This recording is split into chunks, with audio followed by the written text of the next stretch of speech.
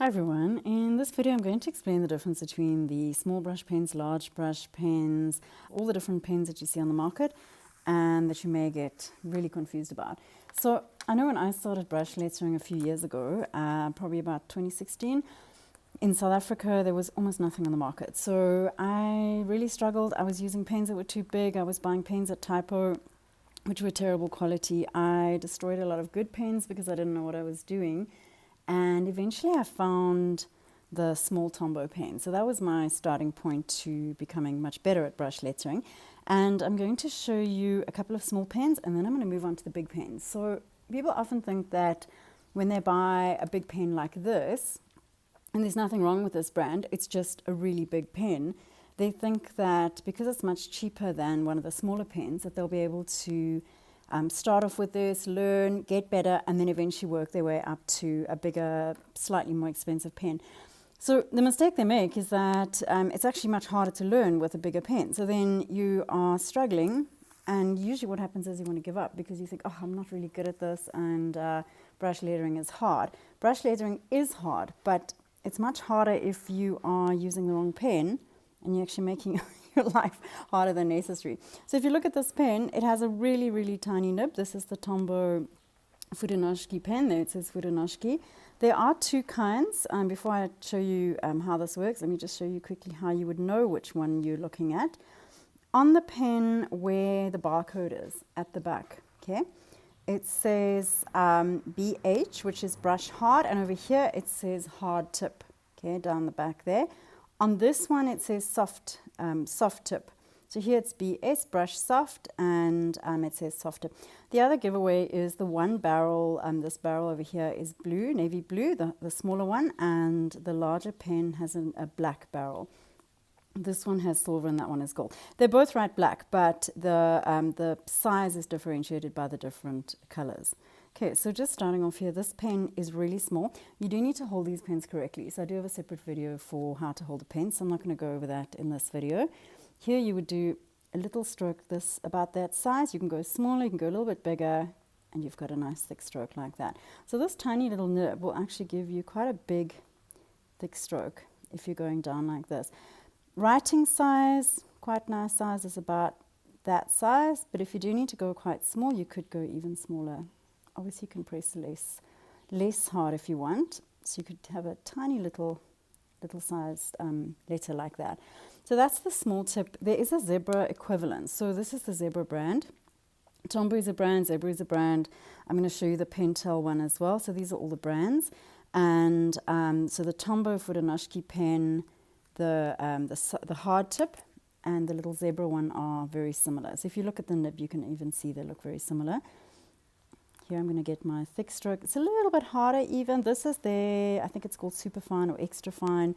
I would say it could even be slightly smaller than this. I often don't feel a difference, but I think if you wanted to do very, very tiny writing, this one might even be better than the hard tip Tombow. Also navy blue barrel. I do feel like maybe that's they're trying to convey that the blue is for the very small tips. I do have bigger zebras, I'm not sure where they are, so I'm not showing them in this video. The slightly bigger zebras, there's a grey barrel, and then there's a sort of a gunmetal, like a dark grey barrel as well. So those are the bigger sizes. If you look over here, it's also got a code. It's got SS4. I actually think that was super small, something like that. So I don't use these often. They're great pens. They're just extremely hard to find in South Africa. So I tend not to use them because otherwise people struggle to find them. So I like the small Tombows because they are quite easy to find. So they've become much more accessible than when I first started. And I think because I've taught so many people now, there's a much greater demand because I'm definitely finding that they're easier to get hold of. This is the softer one. Easier to use, still a small nib pen. You can see how tiny that little nib is.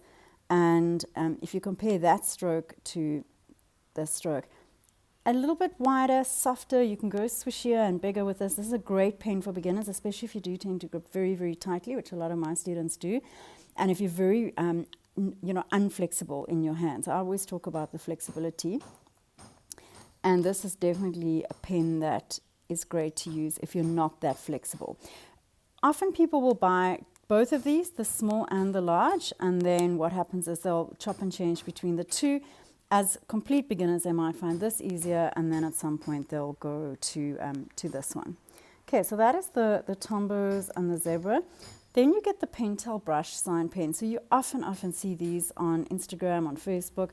They're a very popular pen with calligraphers and letterers overseas. And in South Africa, these are almost impossible to get hold of. So there are 24 colors in the range. At the moment, I can only get 18 of them in South Africa, and it's such a shame because they're such amazing pens. For beginners, I would absolutely recommend this pen, if we could get it here. If you're watching this video and you're not living in South Africa, and you can get these Pentel Touch pens, absolutely the best pen. That and probably this Tombow, slightly harder, a softer nib. These are the best ones for beginners, and they're very comparable. These are, they feel almost the same. Price-wise, also very comparable. So this one, you'd also get a really nice thin stroke, nice thick downstroke, and you can obviously do your letters really nicely. Okay. If you're into flourishing and lots of curly, fancy writing, these softer pens are much easier for that. Okay, so that's the Pentel. You do get colors as well. So I'm just going to show you a couple of color options just as an example. So the Tombows, you get colors only in the small nib. So that small hard nib, the navy blue pen, the colors come in that one. In the softer one, you don't get colors. You only get, you get a twin tip, which has black on one end and gray on the other end, but you don't actually get the colors in the softer one. So if you're looking for a soft nib pen and you want colors, you need to get the Pentels. So colors, if you look here, you've got, this is the Tombow. I've got a pink here, so there's the thick and the thin. You can also go very small, because remember it is the, oh, that's quite thick. A little bit less pressure. This is the harder nib. Oops. I'm actually struggling to get a very small letter with this one. So let's do another big one. Okay. There's a big one. Quite muted colors. So they've also brought out a neon range, in the hard tip Tombow. So here's a neon pink. Oh, I'm not sure if you can see it in the slide. It's quite pale. So one of the big disappointments with the Tombow small pens was just how muted their colors were. I remember when they launched their colors, great excitement all over the world, and the colors ended up being quite muted, and a lot of people felt that they just weren't as bright as they should be. So if you look at this pink, although it's a neon pink, it's quite a pastel sort of neon, very pretty, and that's a dusty pink, also very pretty, but definitely not as pink as you would want it to be if you like a hot pink. The Pentel pink is amazing. That will not disappoint you if you like a bright pink. You can actually see the difference straight away. I'm doing quite a big one there. You could go with the little one. So this is the same as the black Pentel one I showed you over there. Great pen for flourishing. Lots of soft curls are quite easy with these softer nibs. And so the colors are amazing. So you can just see the difference there. These Pentels are water soluble. The Tombows are not, and that means you can't blend with the Tombow. So blending is something that I would show you on the online course. There's a blue, just by comparison, you can see how beautiful and vibrant these colors are. Okay, so that's just a different version of that. So you do get colors in the small pens, but you just need to search a bit for them. Okay, so I'm going to explain to you the difference between the different larger brush pens. So here are a few that I'm going to show you, and I'm also going to compare it to the smaller brush pen. I'm keeping this page here so you can see the different sizes. So the ones that I've got here are ones that I commonly would use, or that my students would use. First up is the Tombow, the big Tombow Dual ABT pen. It's a dual because it has a brush on one end and a hard nib on the other end. A lot of people think that that is a small brush on the other end, and then are very disappointed to find out that it's actually just a hard normal marker. Okay, so it's quite nice for doing just ordinary lettering. If you are writing something out and you want a few small words in between, it's quite nice. And then you've got your brush on the other end. The one that I'm using here is the N25. It's actually a lamp black. It's not a solid black. So I don't have a black here with me, but I'm going to compare it to the other two black pens that I've got here. So these will write solid black. This one will look slightly lighter. So this is the Koi coloring brush pen. Very, very easy to find in South Africa, and pretty easy to find, I think, around the world. It's a Japanese pen. Koi is made by Sakura over there. They also do the Pigma microns, if you know the Pigma microns. Okay, so this is how the Koi would look. thick stroke. This is how the Tombow would look. Pretty comparable. And this is how the Faber-Castell would look. So this is the third black one that I'm going to be discussing. Faber-Castell is sort of an almost in-between pen. It's, I don't want to say it's a big pen, it's not a small pen either, it's kind of an in-between pen. But if I had to put it into a category, I'd definitely say it's in the larger category, larger pen category. There you can see the difference between the nibs. And you can clearly see that it's a much smaller looking nib. It's also, it flexes differently. So a lot of my students have got the Faber-Castell pens, and as a beginner, I would definitely not recommend this one, but I also wouldn't recommend either of these. And the reason for that is that any of the big pens are quite difficult to manage when you're a beginner. So you can see how big those strokes are. Now you can imagine if you're trying to learn brush lettering and you're trying to learn the strokes and you're working with a pen this size. So look how much my hand is to move. So if you're doing a thin up, thick down, which is one of the basic strokes, it's a huge move that you need to make. And that's where people often struggle. And these nibs are softer. So if you have a look at this nib, how it flexes, it's got quite a flexible end. So you are able to be quite flexible with it. But when you're a beginner, you actually don't always want that. It can be a little bit daunting. So here's the downstroke, thin upstroke, beautiful pen to use, quite expensive, well, in South Africa. And definitely by comparison, the Koi is a much cheaper option, probably about half the price. So that is quite a significant difference. And the Tombow, the big Tombow kind of fits in price-wise with these pens. It's a little bit more expensive, but certainly these smaller Tombows are much better value for money if you are a beginner. So here's a thin upstroke, thick downstroke. And that is the Koi. As I said, this one will look blacker in the video because my Tombow one that I'm using is a lamp black. And lamp black gives you almost a slight ombre look. It's not a solid black. It's very pretty, but it's not going to be as black as that one. Okay, so those are the bigger ones. You do also get a couple of other pens, different brands, which I'll show you now as well by comparison. So I've got a couple of other pens here. This is an Artline Sticks, very cool looking pen. It looks like Lego. And it actually acts like Lego too. So you're able to stick your lid onto the back. Very cool. Kids love these pens. If you do happen to have them, either accept that your kids are going to take them and play with them or hide them away because they probably will destroy the end. So these ones are also very hard to get in South Africa, and which is a pity because they are such amazing pens. I'm going to put this one in right over here so you can see the difference. Much harder feel when you actually write. You can almost see that the nib is not flexing as much as a Koi, for instance. Oops, wrong. Well, as a Faber-Castell, there it flexes much more. And then here's the Koi by comparison. Quite a flexible feeling brush. The Artline Sticks feels a bit like you might break it if you flex it. So just know that it is a harder nib. The next ones I'm going to show you are just some color ones quickly, same as the ones I've discussed already. So here is a Koi color, beautiful color. They've got lovely bright colors and the ink is water soluble, so you can blend it. You can see that pink one, although these are both brand new pens. The pink one's slightly softer and it makes that squeaky sound. Not sure if you can hear it. But the pinks in all the brands are often sort of softer and slightly swishier or squishier feeling than the other colors, the pinks and the reds. I'm going to show you some colors from the Faber-Castell range. So there is a most beautiful cobalt turquoise, stunning, stunning color. It gives you almost an ombre effect. So these are permanent inks. It says waterfast, waterproof on here. That means that you generally can't blend with them.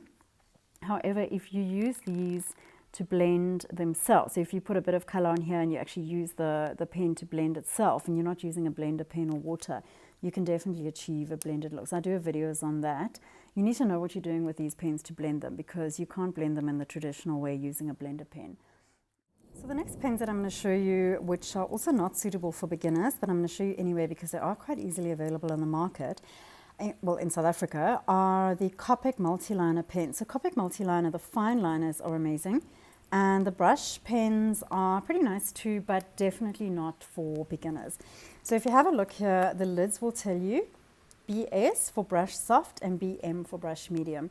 You can see by the nibs which one is the small pen and which one is the medium one.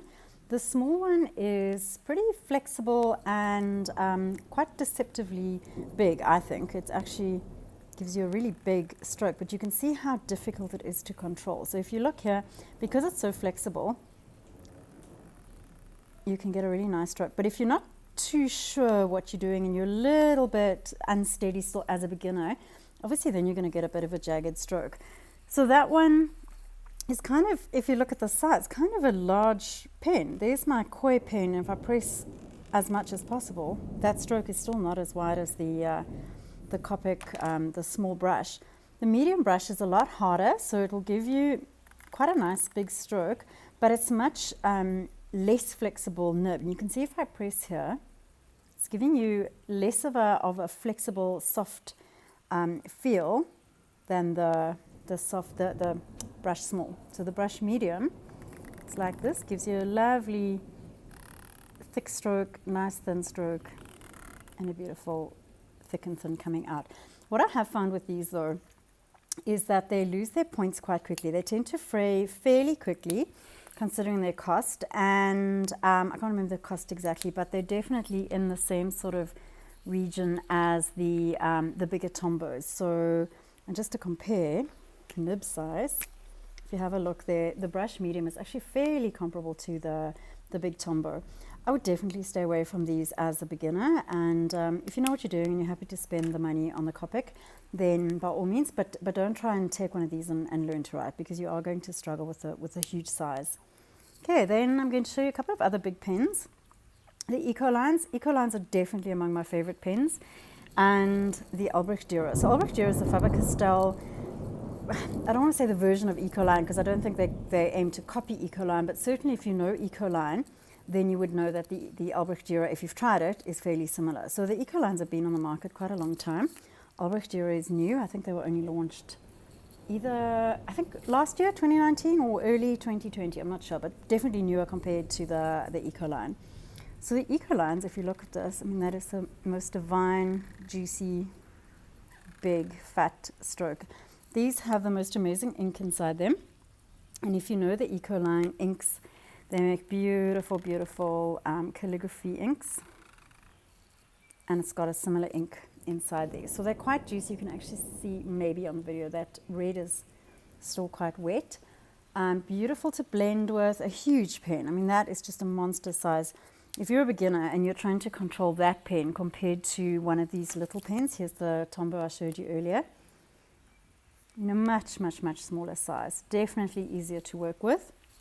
These are nice pens to aim towards. So if you're learning brush lettering and you're wanting to aim for something amazing and treat yourself, I would definitely go for either the Ecoline or the Faber-Castell Albrecht Dürer. Also a stunning, stunning pen. Beautiful bag. Makes that same squeaky sound when you when you come down. These pens are lovely to blend with. So again, it's not a blending video, so I'm not going to show you the blending. I do have videos on YouTube where I've done blending with both of these pens.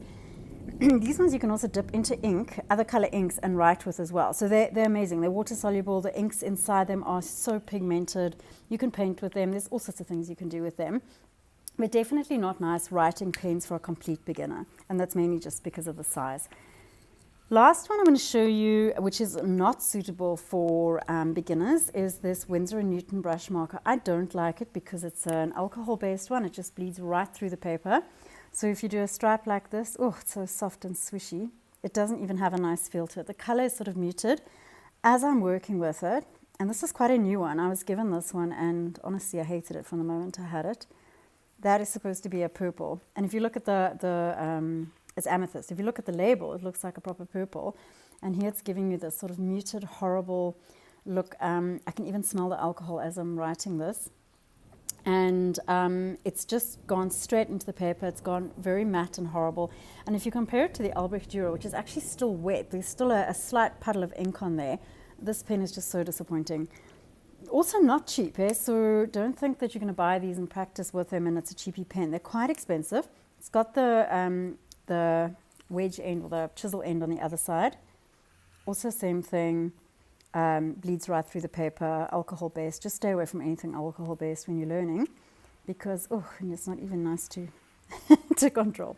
So Winsor & Newton make beautiful calligraphy inks. I've used them for dipping pens. I know they make all sorts of other products. This is definitely one I would stay away from. Okay, so I've given you the lowdown on the pens I like, the pens I don't like. And please remember, this is a video aimed at beginners. So obviously these pens are amazing. I love them. I use them, I sell them, I recommend them, but not for beginners. So please bear in mind that this is not a review where I'm going against all these pens. It's just when you're a beginner, you want to not spend your money on things that are going to make you unhappy or going to let you feel like you're failing. Okay, so hope that helps, and I will see you in the next video. Bye.